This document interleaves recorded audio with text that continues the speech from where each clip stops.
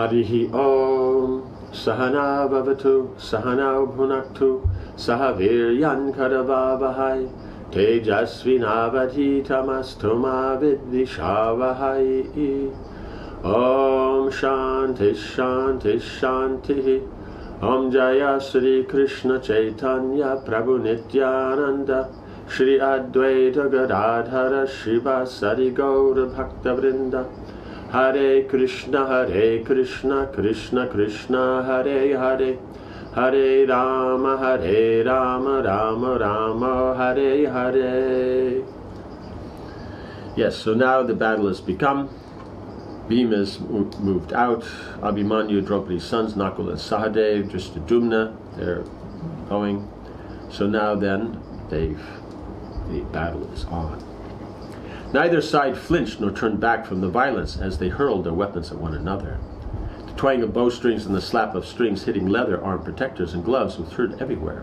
The air was full of swift-flying arrows, spears, darts, and iron balls fell upon both armies in the thousands.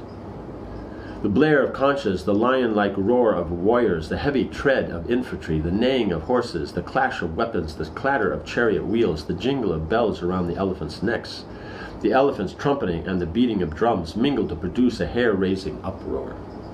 Recklessly, the warriors rushed forward. Right? So for Kshatriya, for everybody it's about the intensity of emotion. But, for Brahmas, like that intensity of motion within a smaller sphere, within that sphere it's intense.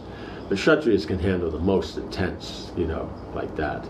They're managing a whole country, so all the difficulties that come up, it means you have enough trouble just running your house, let alone, hundreds or millions of them, hundreds of thousands or millions of them. And so what comes up, then, it's just increased, so they can handle that intensity. So therefore, on the battlefield, will naturally also have all that intensity. Arjuna immediately engaged with Bhishma. With lightness of hand, he fired countless arrows at him, but Bhishma countered them all. He returned numerous shafts at Arjuna. Even though Bhishma's arrows pierced him, Arjuna did not waver. Nor could he shake Bhishma with his own deadly shafts. The two heroes engaged arrows while the fight raged around them. As the battle got underway, the sky began to flash red and blue, while black clouds thundered, showered flesh and blood onto the field. Okay, the clouds are... So this is a serious fight. A terrible wind blew, carrying innumerable stones and afflicting all the troops. The loud rumble of thunder resounded, and bolts of lightning struck the earth. Right, so it means it's coming all the way down. So it means what's happening there. Dangerous. Powerful chariot warriors engaged with other chariot fighters, while infantry battled infantry, and horsemen engaged with other mounted troops. Right, because the idea is equal fighting. So charioteers with charioteers, then the horsemen with horsemen, and the foot soldiers with foot soldiers. And the ones on elephants, they could fight either with elephants or charioteers, because they're both, it's just a matter of what they're riding. But they have the same weaponry and things like that.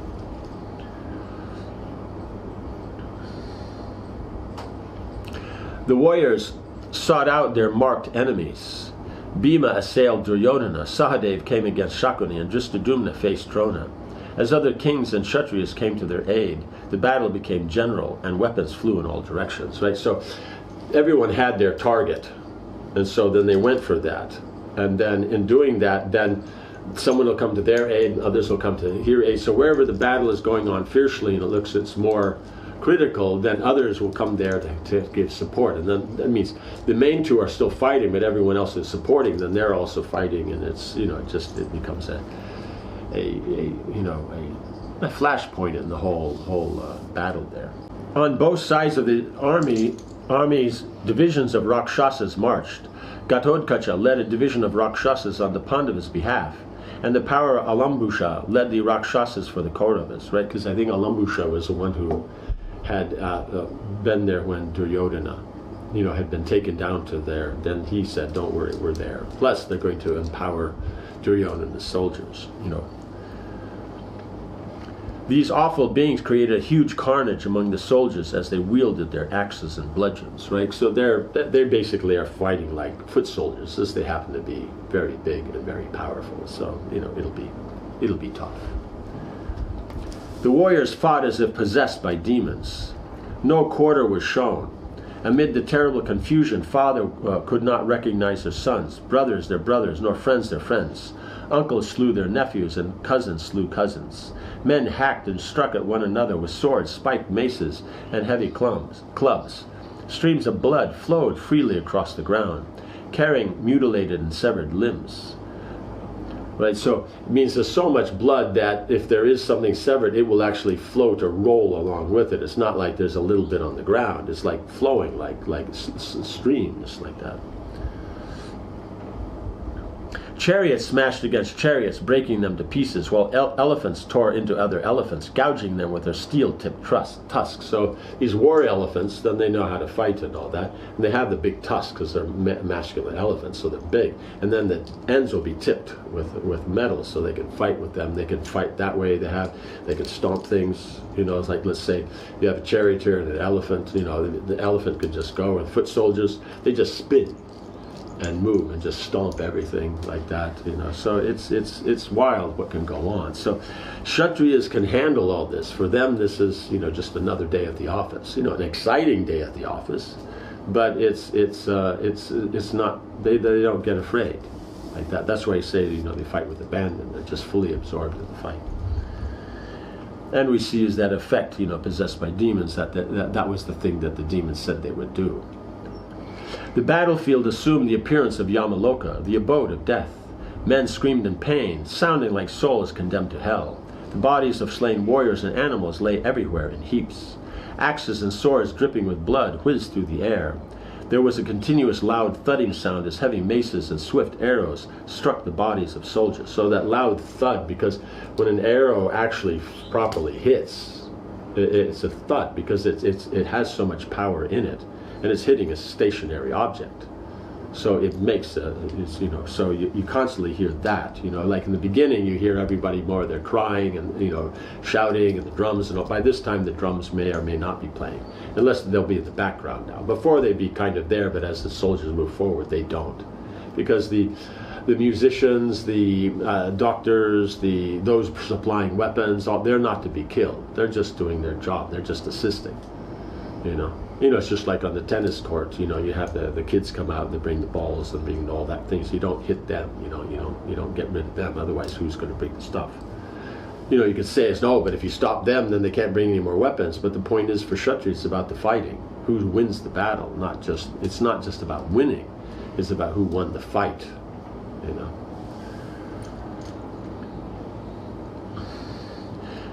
Bhishma fought with fury. His tall standard, bearing the palm tree and 5 stars, glided through the Pandava army, leaving a trail of bodies and shattered chariots in its wake.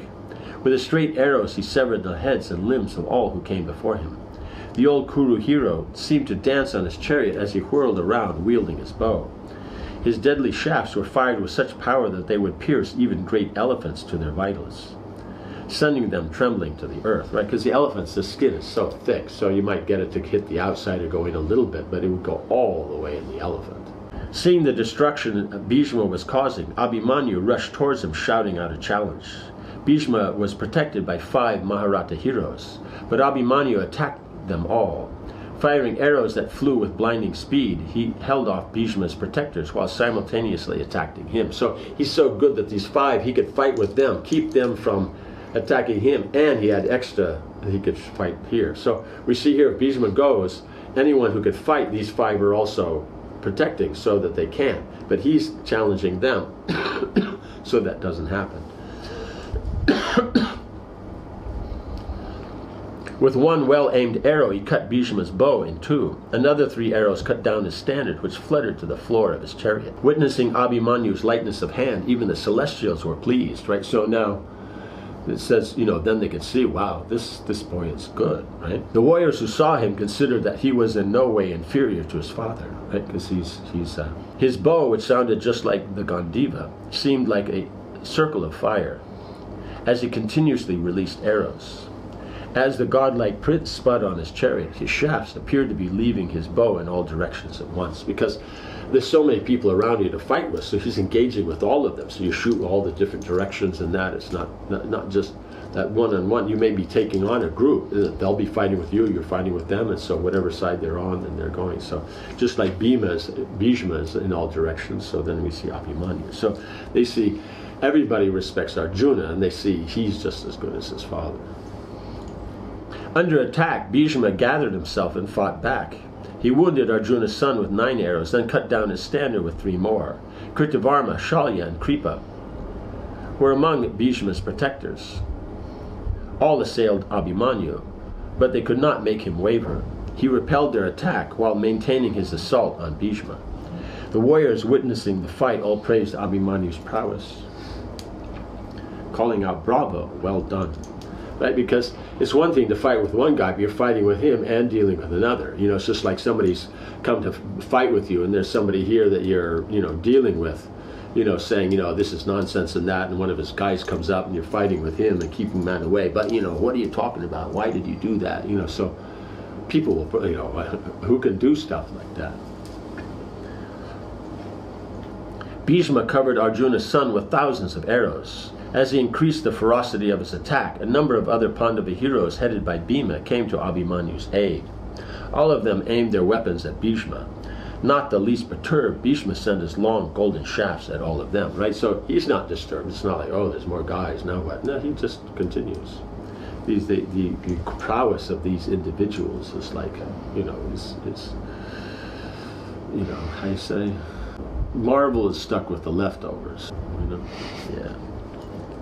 The prince of Virat, Bhuminjaya, also came to support Abhimanyu. Shalya attacked him and a fierce battle ensued between the two fighters. Bhuminjaya was mounted on a huge elephant. He rushed at Shalya, wielding the lance. The elephant placed its foot onto the yoke of Shalya's chariot, crushing and killing the 4 horses, because the horses are on the yoke, so he and it has to be strong because it's a war chariot. And the elephant just pushes on that, and with that just crushes the horses, Remaining on his chariot, Shalya took out a large iron dart and hurled it at Bhuminjaya with all his strength. That dart pierced his armor and went into his chest. The prince fell lifeless from his elephant, his hook and lance falling from his hands. Shalya jumped down from his chariot. Raising his sword, he brought it down and severed the elephant's trunk.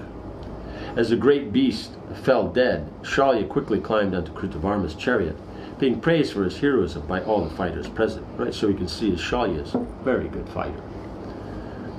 Bhuminjaya's brother Sweta saw Shalya kill his brother. Blazing with anger, he rushed at the king of Madra like an infuriated elephant. 7 Kaurava warriors came forward to check him, showering him with arrows.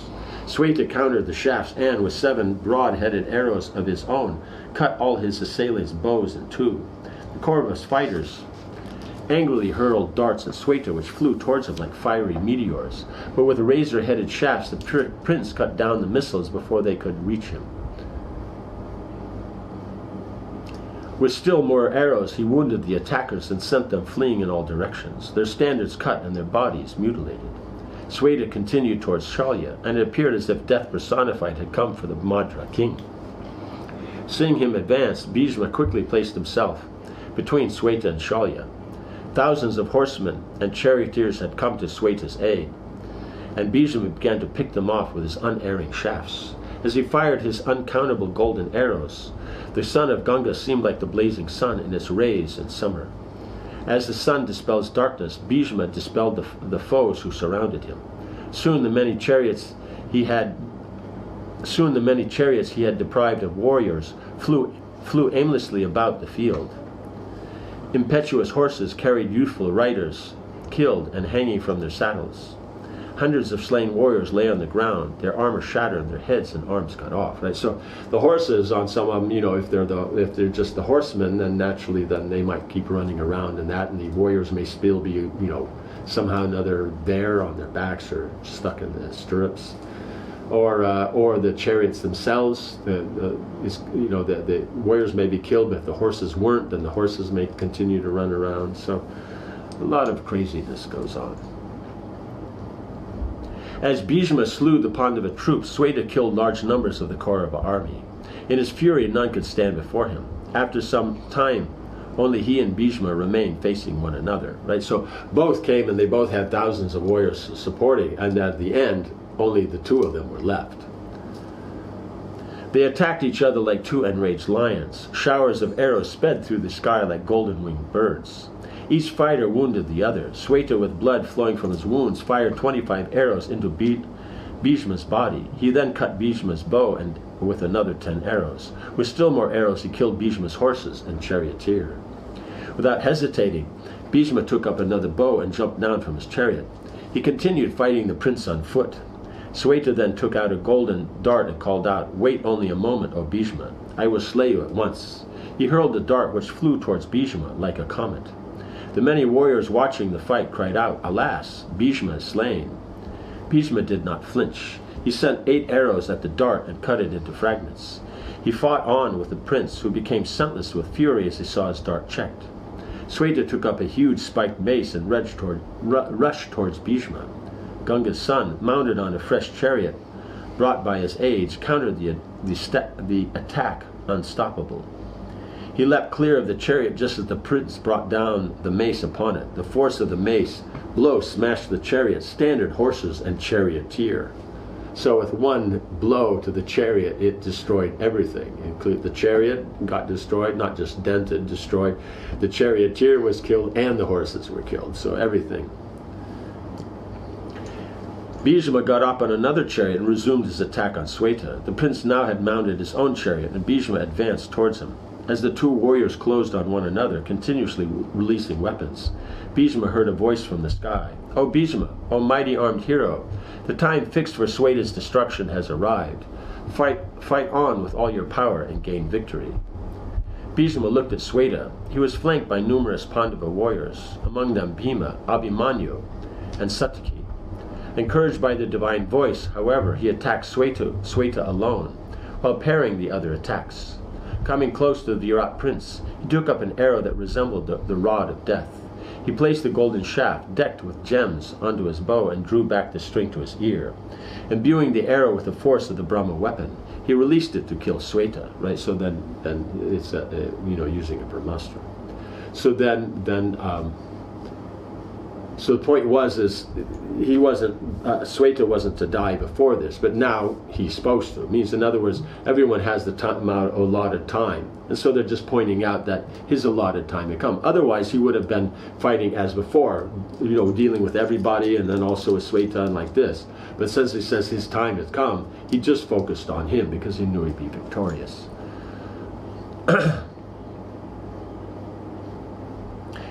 With a flash like a thunderbolt, the arrow struck the prince on the chest and pierced clean through his body. It entered the earth like a snake going into its hole, carrying with it the hero's life.